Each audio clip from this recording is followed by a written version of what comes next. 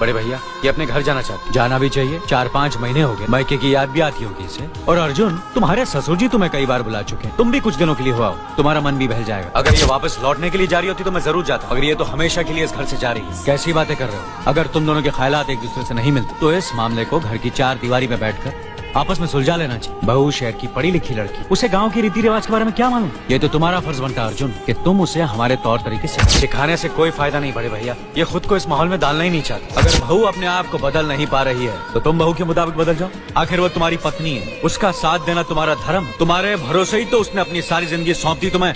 अर्जुन, मेरे दर्द पर तुम तड़प उठो, क्योंकि हम दोनों एक ही माँ की संतान, खून का रिश्ता है हमारा। मगर पत्नी का नाता उससे कहीं ज्यादा गहरा होता है, क्योंकि वो पराये घर से आकर अपनों से कहीं ज्यादा अपनी हो जाती है। पति शरीर है तो पत्नी उसकी आत्मा है। पत्नी ही पति के जीवन को सही अर्थ देती है, उसे कामयाब बनाती है। पत्नी के बगैर पति बेजान और बेमानी हो जाते हैं। अगर आज तुम अपनी पत्नी को हमें